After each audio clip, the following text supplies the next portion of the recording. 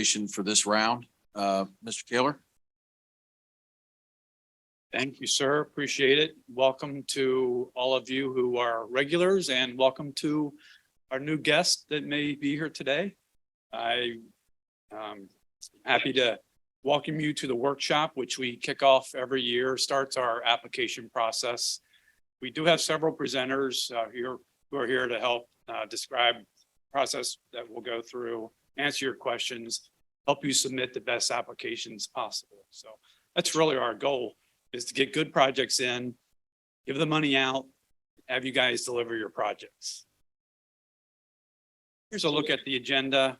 We'll cover process, what's new, eligibility, funding, synopsis, the individual elements of the programs that we have funds for. That ties back to the application. Of course, the cycle, and we'll bring up the Excel application itself so you can get a perspective on it, of what it looks like, and then staff contact information. So what's new? We went over this last month, and I think in January as well, we introduced it. We've got some changes to how we will score the safety. I'm not going to go into a deep dive on that, but instead of just using a simple crash rate, we are using excess cost of crashes. We spent some time updating the appendix and the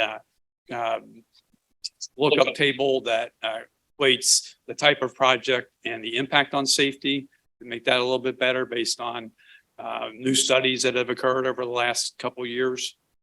And then the complete streets requirements have been rolled into this application. We will go over transportation alternatives. That'll be later in the agenda. And just another note that we will have Ohio CMAQ money this year. Here are the eligible applicants. Nothing's new here. Cities, counties, townships, transit authorities, port authorities in Ohio, TIDs, other units of government. Basically, we will consider pretty much anyone who can contract with KYTC and has the ability to generate local funds for a match. Basic project eligibility. Andy mentioned the TIP as a short-range element of the 2050 plan during his ICC presentation. So those projects that are in our plan or are consistent with our plan are eligible. And what you can't do is come in with a project out of left field that's, widen this here to there from 2 lanes to 16 lanes or some silly project like that. But there are exceptions when the projects don't have to be specifically identified. Those would be like intersection improvements and other items that are kind of below the scale of needing conformity is almost the rule of thumb. But anyway, in our plan, within the urbanized boundary for STBG, TA can be anywhere in our OKI region. Roadway projects have to be on a roadway that's functionally classified as collector or higher. We will not fund local street improvements. You'll have to come in with match at least 20%. That's typical for federal funds. And you do have to remember that this is a reimbursement program. In other words, once construction is underway, you have to pay your contractors, and then you can submit a request for reimbursement from the state DOT from your respective state. So you have to be able to float those funds for a while before you get reimbursement. And then as far as a number of applications go in Ohio, you can ask us for 2 STBG/CMAQ applications. We consider those one and the same, or 2 Kentucky SNK applications, and then maximum of 1 TA application in both states. If you're from Indiana and you're wondering, what about us? Well, we have a much more modest amount of funds for Indiana, and we deal with those sort of on a case-by-case basis.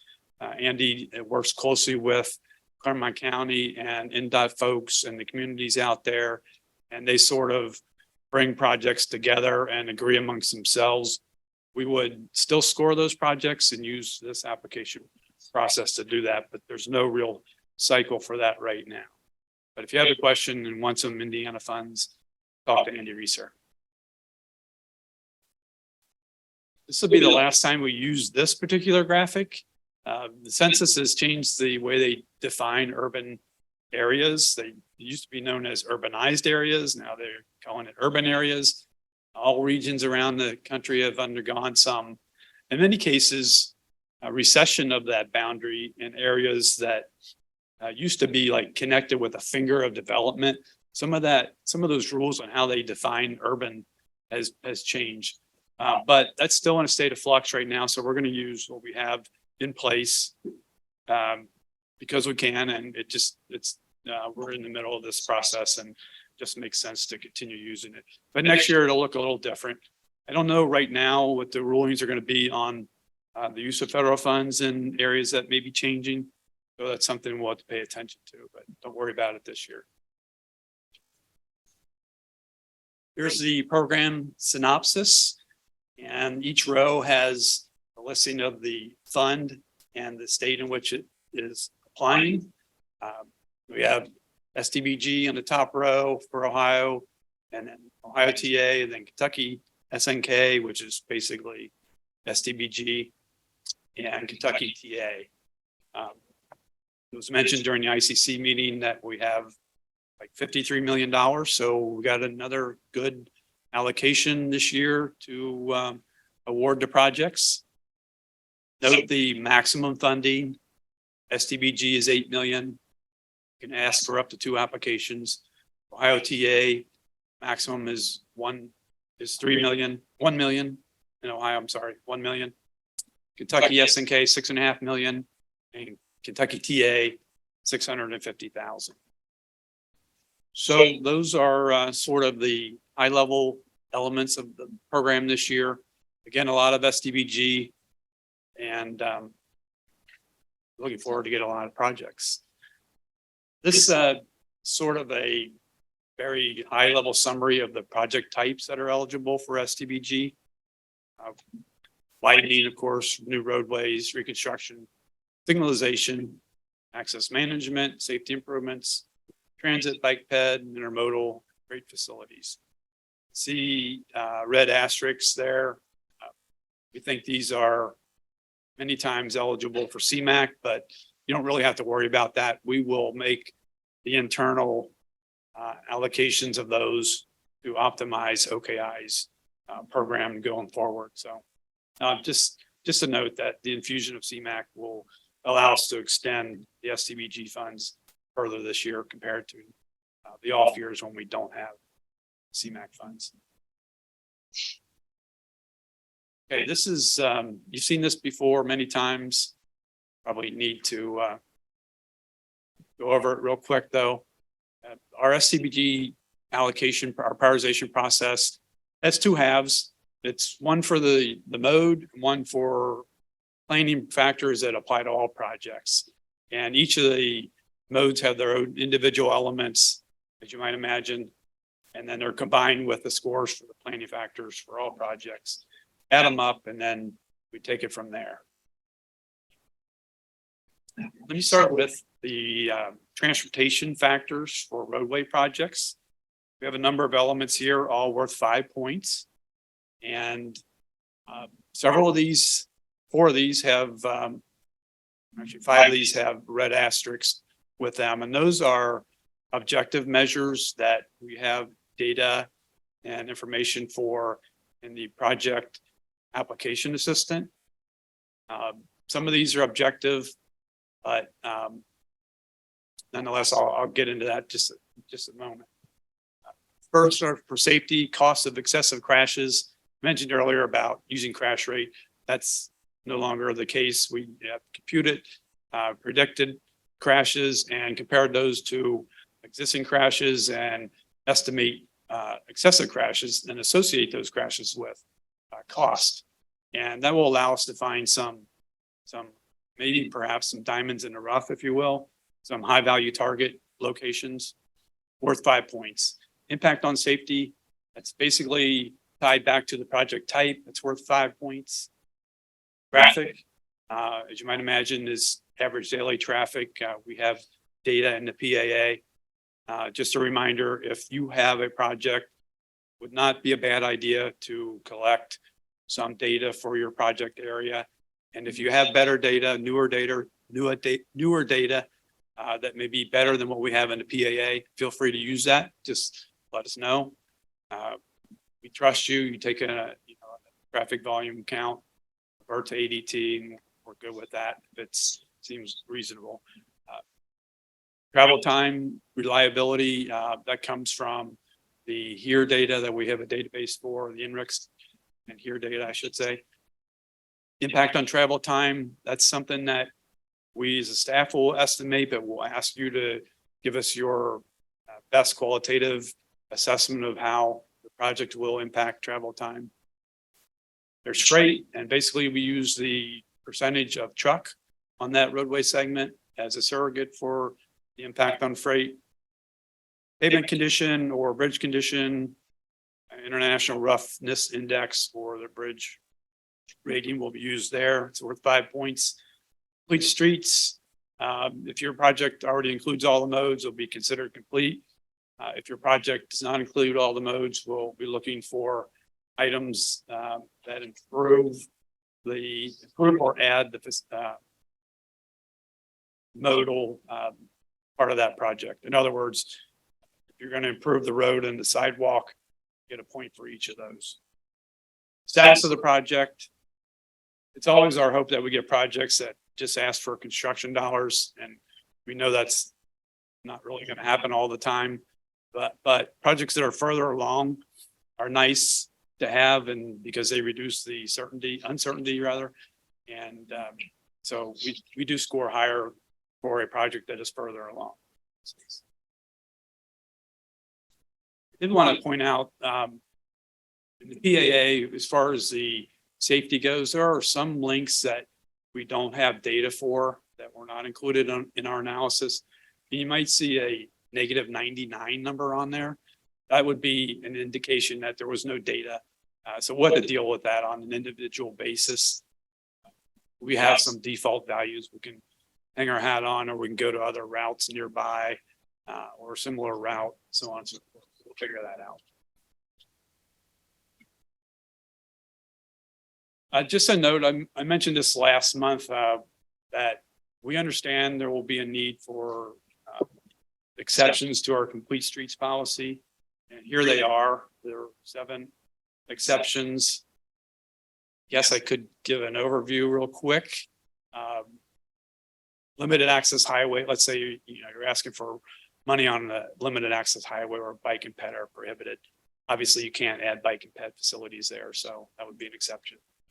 Where costs are excessive, we don't expect you to, go to the poorhouse just to satisfy complete streets concept. Maintenance, regular maintenance routine, so on and so forth, would not require you to indulge in a complete streets approach. Number 4, the installation traffic control or safety devices speaks for itself. Very low volume roads doesn't really make sense. You can already safely traverse that, walk or bike, low volume road for the most part. Where number 6, where there really doesn't indicate a need either now or in the future. We're not going to force you to build something that would be wasteful. And then there are certain situations where you simply can't fit it in the design. And you may even endanger the other modes if you try to do so. So just being logical. We do like you to give us some indication of why and what exception you're going to hang your hat on, if you will. All right. Typically, I don't launch this PAA, but I'm going to try to do it this year. Show you. I think it's a nice tool, and it's actually a nice tool to have in your back pocket for a lot of things, maybe not just this. Hey,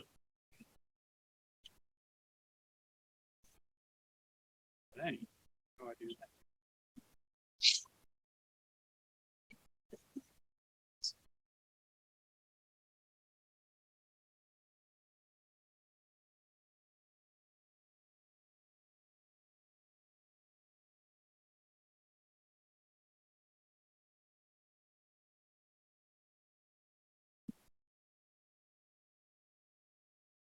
Thanks, Andy.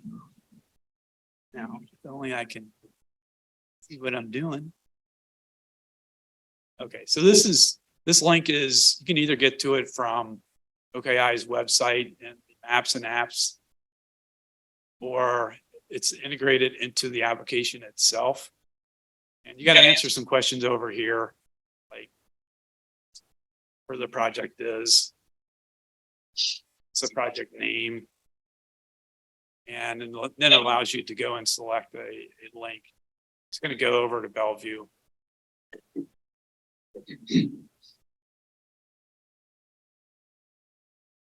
Not far from where I grew up.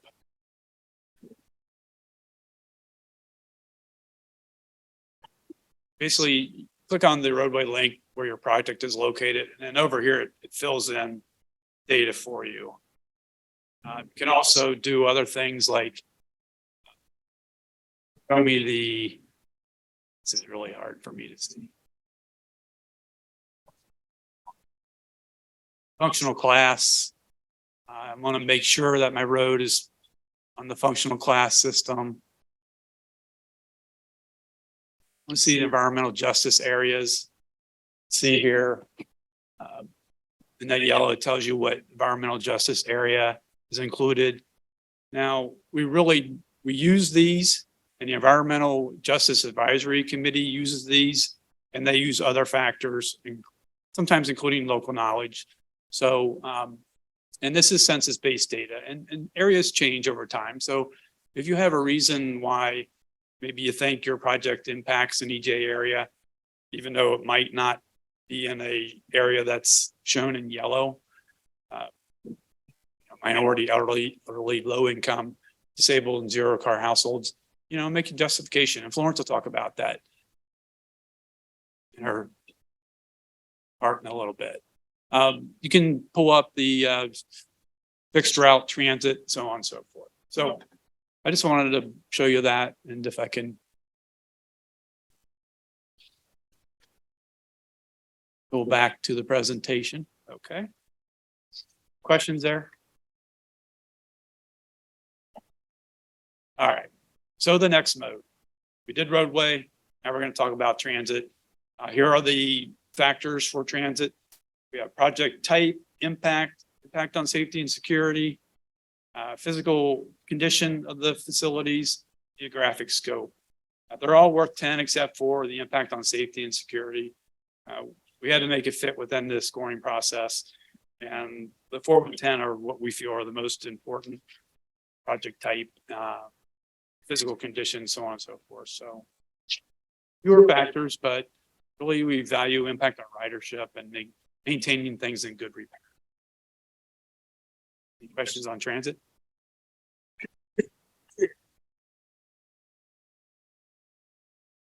All right. So bike and ped is up next. Here are the transportation factors for those. Very similar to roadway. We have safety, and what we're looking for there is the number of crashes involving bicycle and pedestrians in the project area.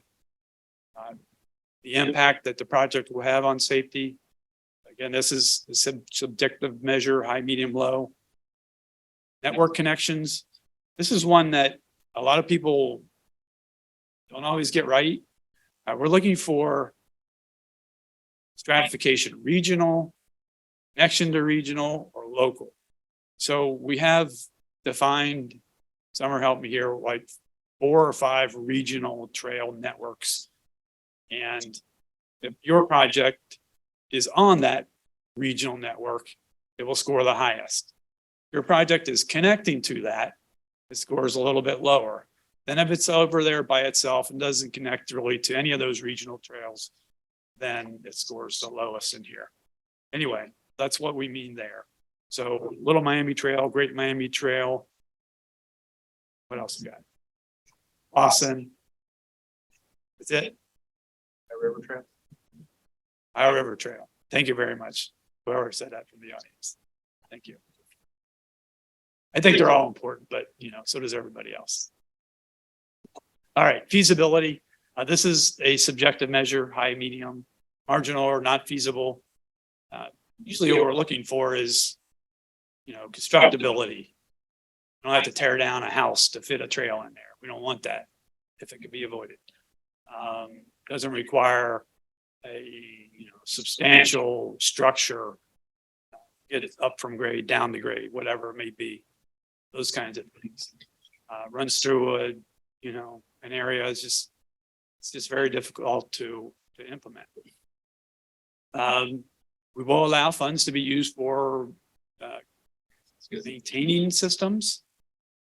If it's in poor, fair, or good, score relative to that. Complete streets, similar to the roadways, modes added or improved. The metric there, and then the project status, again, similar to roadway. If it's further along in the process, more points you get. The last modal element is transportation factors for non-roadway freight projects. The impact on roadway congestion is really kind of what drives this mechanism. It's worth 20 points. We base this on the number of large trucks removed from the roadway. The other things are similar to those I already mentioned, but we'll pause there. Actually, there's one like modal traffic flow. You might wonder what that is. And that's going to be sort of a case-by-case basis. Similar to roadways where we use volume to capacity. If the mode you're trying to improve, the improvement is warranted because of capacity issues, then whatever that metric might be, common for that particular project type is what we'll use. Okay, so that wraps up what I was going to talk about. I'm going to turn it over to Andy and he'll begin to describe the planning factors.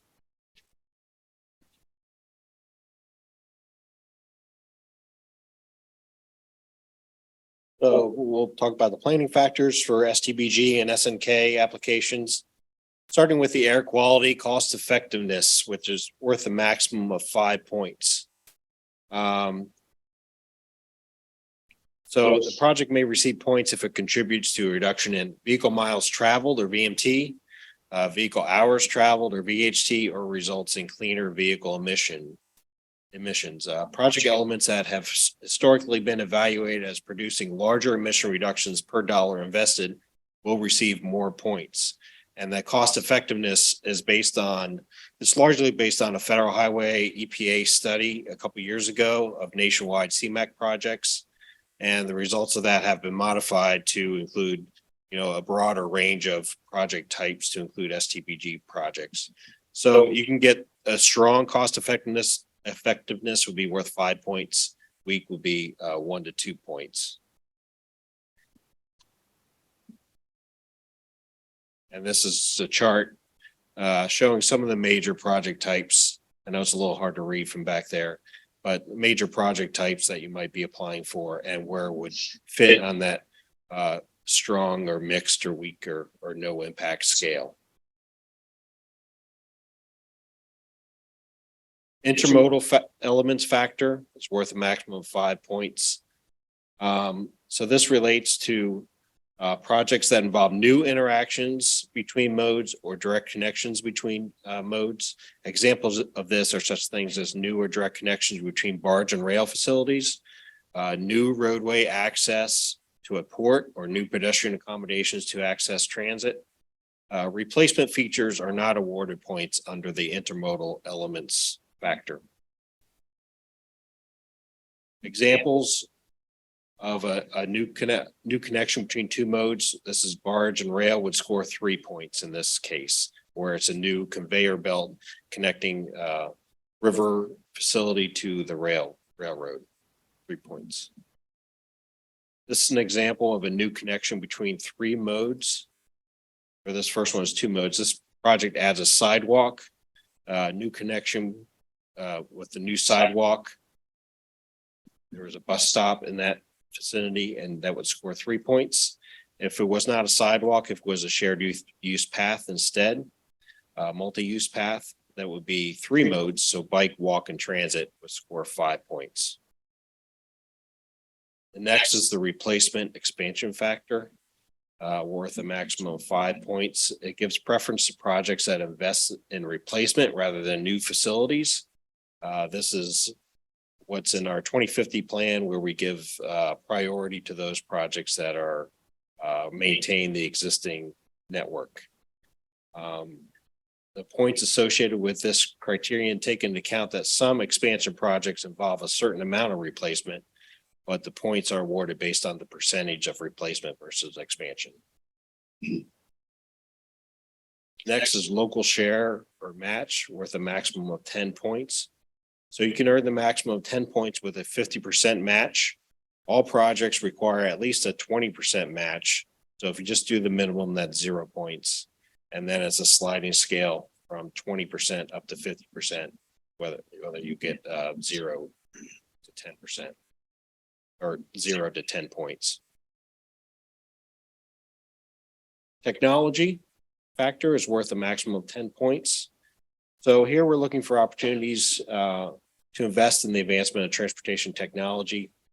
We have some examples in our guidance document, but projects in the past that have received technology points include fiber optic installation, advanced traffic signal controllers, electric buses, trail counters, things like that would receive technology points.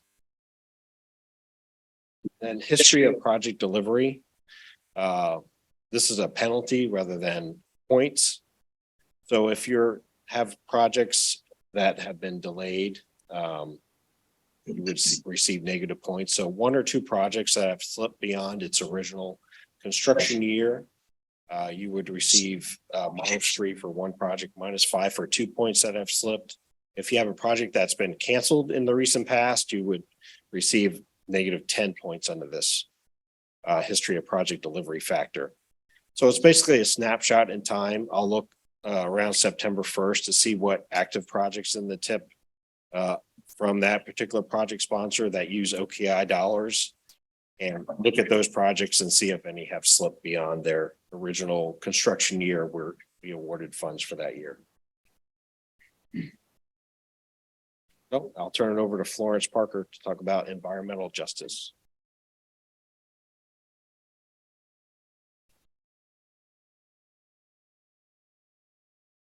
Apologies for the ribbon overlapping on the screen title page. We're recording this and can't figure out how to get rid of that. Thanks, Andy. Good morning, and once again, welcome.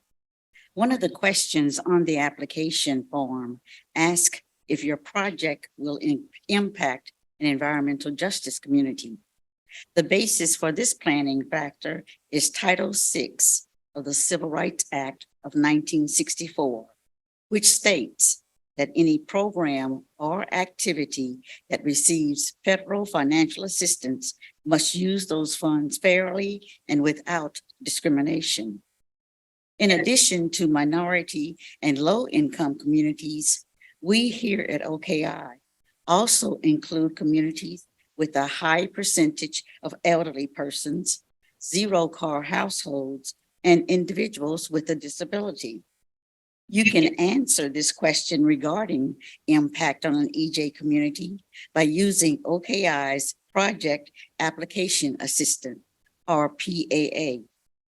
As Bob mentioned earlier, this map application will provide you with a variety of transportation information, including whether your project site is located near or adjacent to an EJ community. Keep in mind that an impact does not always have to imply something of a negative nature. An impact can also have a direct or indirect benefit. It may be temporary, not permanent, or the impact may be something that can be mitigated. If you're still uncertain about the location of your project site, then just check with us and make that application process a little easier for you and your staff.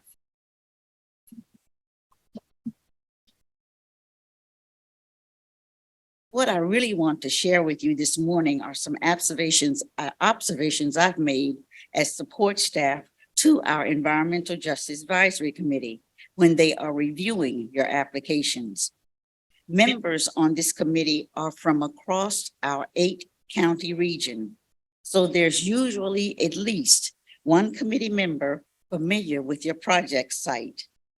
Therefore, please remember that your EJ score is based on the information you provide on the application for the EJ committee members to read. Here on the monitor are a few examples of potential impacts during the course of your project.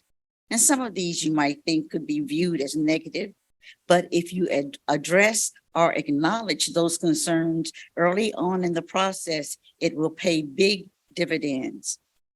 EJ committee members appreciate when your answers to the questions indicate that you've done your homework and you provide on the application census information or a demographic profile for your project site. Be certain to give a historical overview of the project on your application to illustrate how the site was selected. And don't forget to anticipate some of the concerns or questions that might be raised by residents during your public involvement efforts in the community where your project will be located. And speaking of public involvement, now that the presence of a virus has altered our lifestyle, so has the method of outreach also been altered. In addition to traditional in-person public meetings, you should also be prepared to participate in virtual or Zoom meetings to talk about your project. Attend community council or board of commissioner meetings to share information and answer questions. Be flexible and willing to consider input offered by residents. After all, they live in the community on a daily basis, and they experience both the good and bad during that stay. If you have to post signs, are you aware of the ethnicity of the individuals who live, work, pray, and play in the neighborhood? In some areas of our 8-county region, those signs should be in both English and Spanish. That way, most individuals who travel through the area will know what the changes are in advance and can plan accordingly. Also, remember to increase the size of the print so that the signs are easier for senior citizens to read. Give the questions on environmental justice serious consideration because OKI staff, we have no input on that score for those questions. Members of our Environmental Justice Advisory Committee review and score your answer to these questions closely. Also remember that the number of points that you can earn for the EJ questions has increased from 5 to 10 points. The worst response is to leave the answer blank because that results in a score of 0 for the EJ question. And you're trying to earn as many points as possible as you compete for the limited funding that OKI has available. If you determine that your project really doesn't impact any of the EJ population groups, then use those questions as an opportunity to highlight other positive attributes of your project. OKI's goal is to always ensure that the investments we commit to transportation improvements don't cause undue hardship on any of our residents, but especially residents living in communities that represent any of our 5 EJ population groups. So mitigate when and where necessary, but also communicate with the community about your project starting with day 1. And remember, your EJ score is based strictly on the information you provide on the application. Any questions? No? Well, thanks for your time. Good luck with your applications. And I hope that some of this information has been helpful. Now I'll turn the floor over to Travis.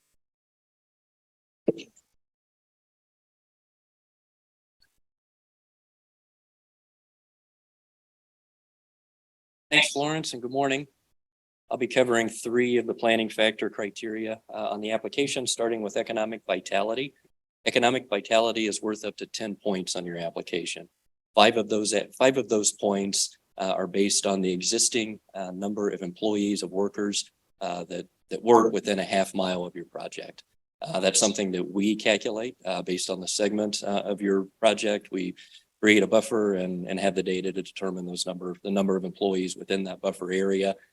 We have a scale determined based on the number of employees that assigns you up to 5 points. The other 5 points that are available is up to you. You could either, if your project is going to stimulate or be a catalyst for future employment, there's going to be employers locating within a half mile of your project. Give us that data. Provide that data to us, and based on the number of new employees that are going to be there as a result of your project, you can earn up to 5 additional points. In addition to that, or as an option, other than new employees, if your project is generating real capital investment, because your project is going in place, that's resulting in some economic development, brick and mortar economic development. Provide us a report, provide us the data that demonstrates what is going to be resulted in. And again, you can receive up to 5 points depending on the level of capital investment that your project is catalyzing. That's the economic development vitality. Again, worth up to 10 points. The OTI Strategic Regional Policy Plan is worth up to 5 points. How well your project is advancing the policy recommendations contained within this plan. You can find this plan at howdowegrow.org. This is online. We are in the process of updating this plan. For this year's application, we'll be using the current plan. We're not changing the criteria. Next year, we would anticipate modifying criteria to address the updated plan. If you haven't already engaged in the process for updating the plan, you can do that today by going to our website and taking the public survey that's available. If you haven't done that, please go to our website, spend a few minutes today and respond to that survey for us. For the Strategic Regional Policy Plan. Specifically, the 5 points that you can earn as it relates to the Strategic Regional Policy Plan are listed here. We're looking at the adjacent land uses of your project. And if there are mixed uses, or if your project is going to help encourage more mix of land uses, that's a strategy in the SRPP, and you can earn a point for that. We're also looking at brownfield and grayfield areas of the region. If your project will be a catalyst for reinvestment in those areas, you can receive points under the SRPP. We're looking at environmental impact in this plan. So anything that your project can do to enhance the environmental impact. So most transportation projects, you're looking at stormwater, you're addressing and dealing with stormwater. If you go beyond the minimum requirements in your project and look at green infrastructure, look at nature-based solutions, that will earn you points for the Strategic Regional Policy Plan. So definitely encourage you to go beyond the minimum requirements in stormwater management to gain the points here. And then finally, we're looking at reinvestment in the most dense and most urban locations. Again, that's the urbanized area of the region. Some of this funding, most of this funding is available for. So we're looking at we use the categories 2 through 6 on the Center for Applied Transect Studies, the Smart Code Transect, which you see the graphic here on the slide, and you have access to that right from the application. If you're not familiar, if your project is within zones that have these urbanized characteristics, you will also gain points for the Strategic Regional Policy Plan criteria. The last point I'm going to cover is local planning factor. This is a local community's comprehensive plan and how well your project advances that local plan or is addressed within a local comprehensive plan. So you need to identify for us which local comprehensive plan your project is within. And you get up to 5 points for that. If the local plan is, if your project first is within it, and it is a current plan, and we use 5 years as a measurement for that. So if it's newer than 5 years old, you get full 5 points. If your project is consistent with a local comprehensive plan, but it's an older plan, we'll still give you partial credit for those points. Identify the comprehensive plan for us. A side note, maintenance projects get full 5 points under this criteria.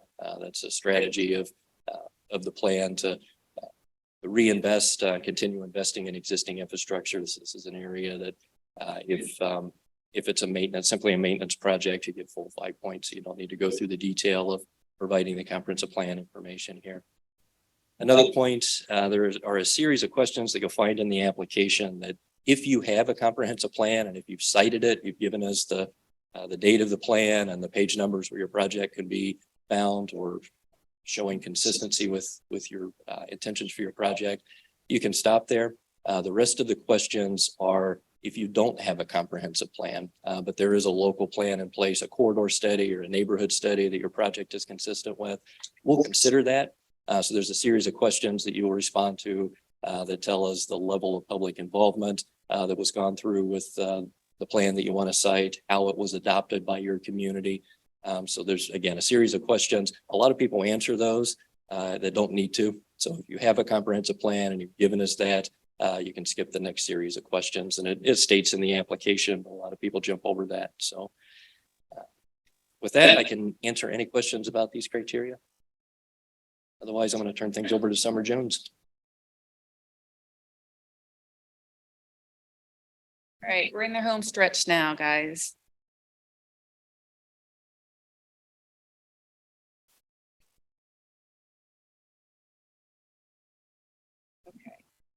Just a little refresher on the TA funds. As far as project eligibility, it is very similar to the STBG projects, which Bob discussed at the very beginning. But there are some differences that I would like to point out. Number one, as Bob mentioned, it does not have to be in the urbanized area. It can be anywhere in the OKI region, and it does not have to be on a functionally classified roadway. The sidewalks can be on any street. And nonprofits are eligible to apply for TA funds, but they will eventually need to sign an MOU with a partner that can sign a contract with the Department of Transportation. So please keep those key differences in mind. And of course, our funding limits, so we do have less funds in TA. In Ohio, the most you can request is 1 million, and we have 3 million available. And in Kentucky, you can request 650,000 and we have 1 million available. So again, these funds they're going to be competitive. So do your due diligence when filling out the application. The TA funds can be used for on and off-road pedestrian and bicycle facility infrastructure projects for improving non-drive access to public transportation and enhanced mobility. And Scott Brown from ODOT District 8 wanted me to remind you guys to use the ODOT design guide for bike and ped projects when doing your PA projects. That is new and updated, and it should be on their website. But if you are having trouble finding it, you can contact him or you can contact me and I will get it for you and send it to you. But please make sure you are using the most up-to-date guide standards. For the prioritization process for TA, we did get rid of the state routes to school factor, standalone factor, and we kind of encompassed it all into the TA factors, which is worth 45 points. Then we add that with the planning factors for all projects of 55 points. And then total, you have 100 points for the TA projects. And there are 5 TA infrastructure factors. The first one is the project type. That's pretty straightforward. What are you applying for? A sidewalk, lighting, multi-use path. Safety, how will the project impact the safety? The existing safety problems must be documented along with the plans for addressing these problems. The other factor is the Metropolitan Transportation Plan consistency. Is it consistent with, not consistent, or is it in the 2050 plan? Connections, we did add schools as a connection last year. Those are our highest priority and will receive 10 points. And then project status, where are you in the project? Of course, as Bob had mentioned before, the further you're along, the more points you will earn.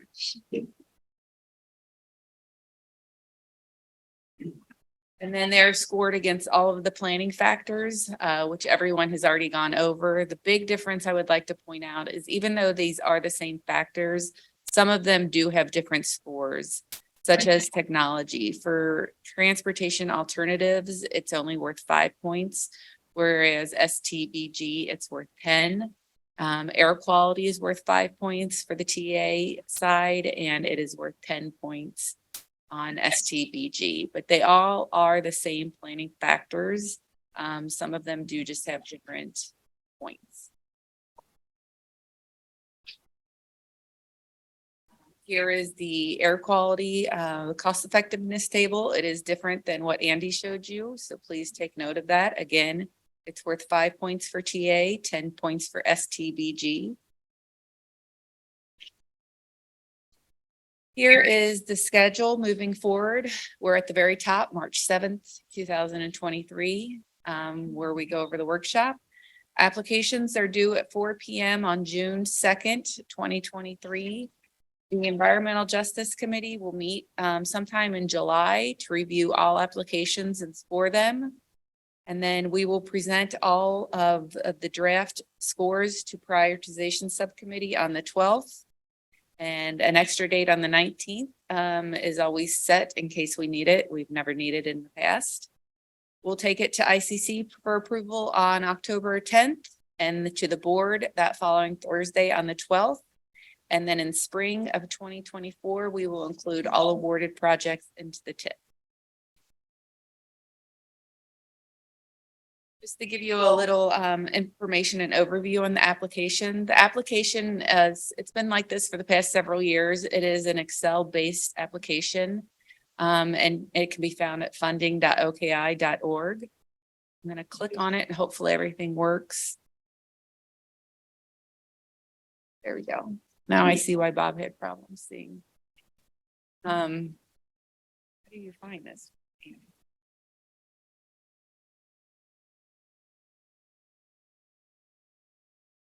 Look on there. Oh my.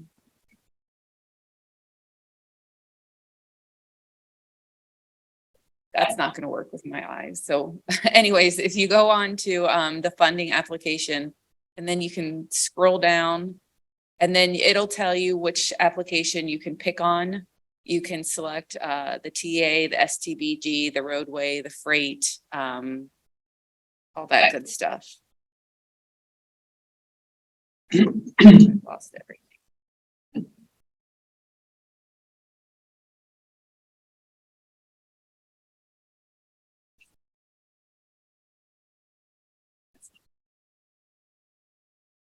Okay. Let me see here. One thing I did want to point out is we can receive files up to 35 megabytes in Microsoft 365. Please keep in mind, not all of your organizations allow you to send files that big. So check with your people when you are sending attachments. Please keep your attachments as small as possible. Don't attach your whole comprehensive plan. You can just highlight the document name and the page number of where it can be found. And that is the total limit for all of the attachments. That's 35 megabytes.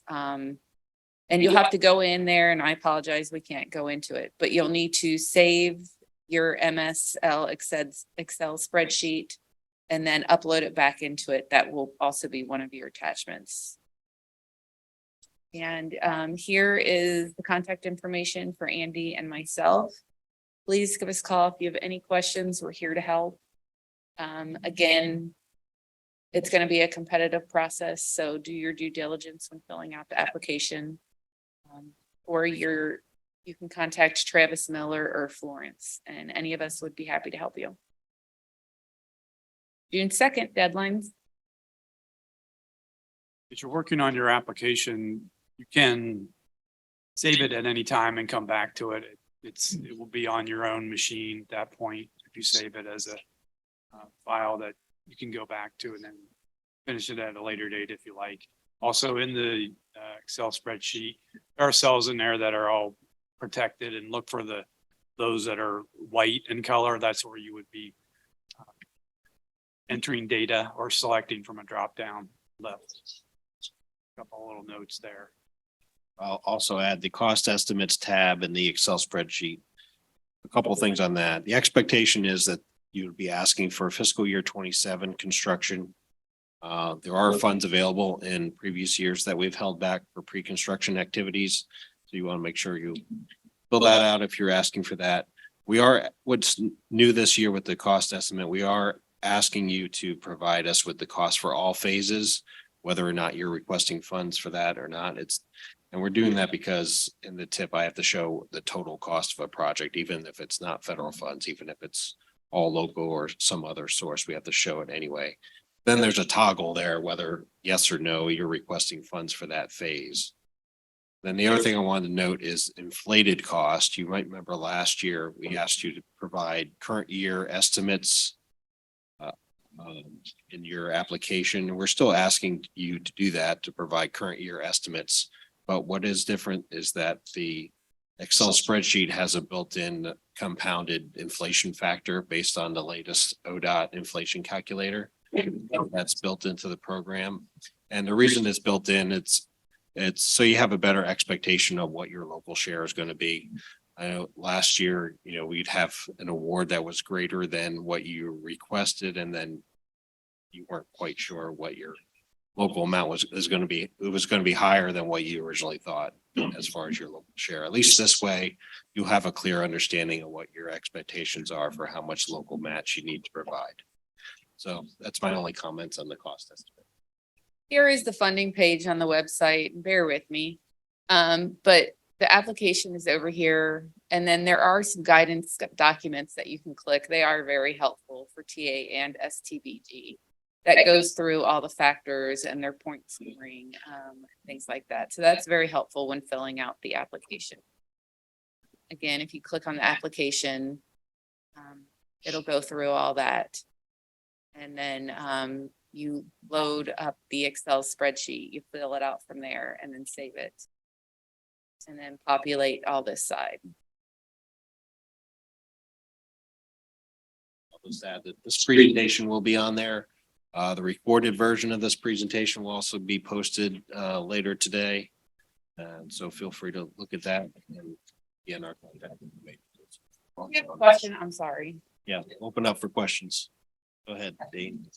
I have questions and or comments, I guess, but you all mentioned a couple times about project is further along in the process, it gets more points, but is there a way, or how do you all assure that the project has followed the federal process up to that point? Because that's something that's an important part of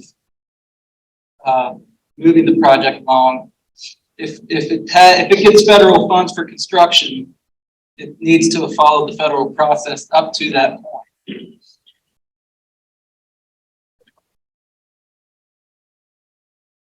Yes, you are 100% correct. So if you think at any point your project development might need to go federal, Dana is correct.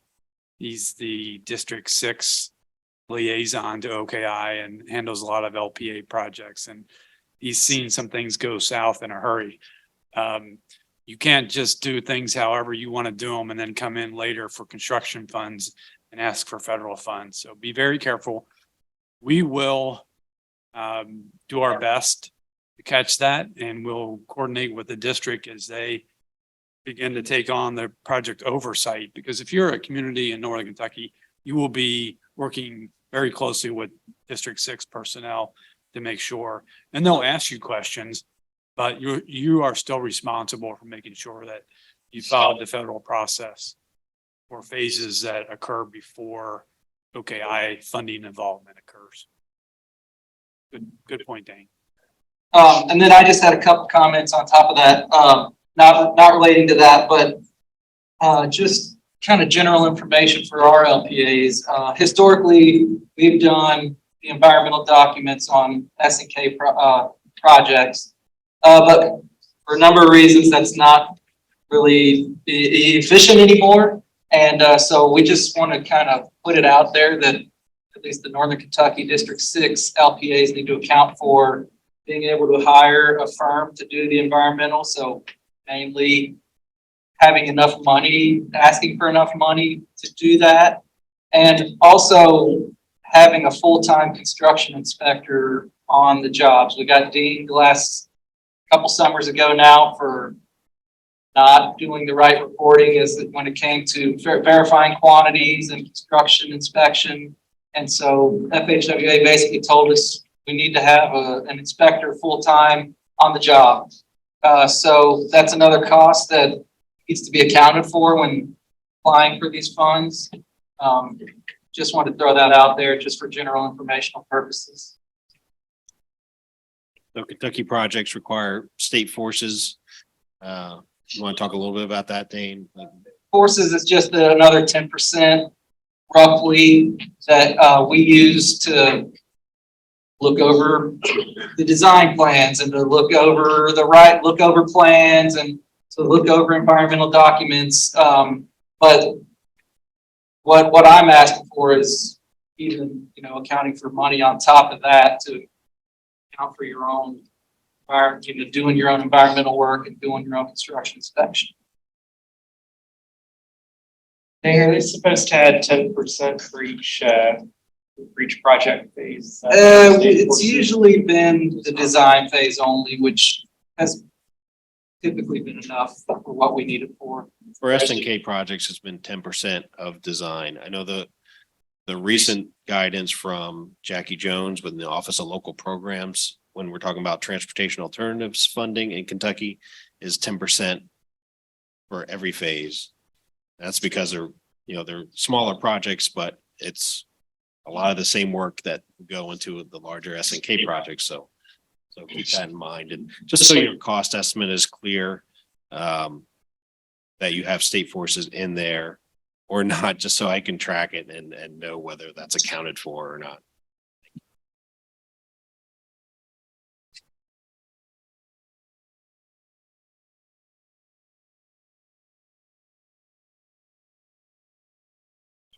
Any other questions from anyone? Yeah. If there's 2 applications submitted for the STBG in Ohio, they compete against each other, or do you give guidance on choosing one sort of before the application is submitted? Do you have any feedback on that? Every submittal is going to be evaluated on its merits. And so if by that causes them to compete against each other, I would say yes. Thank you.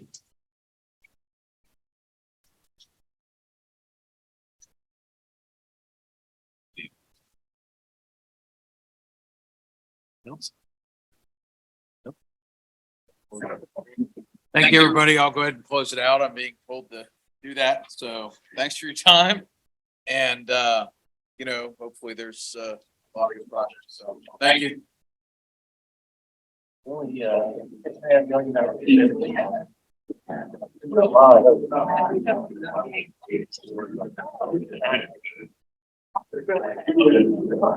Big L instead of 10 little sidewalk. Make sure you got a lot of.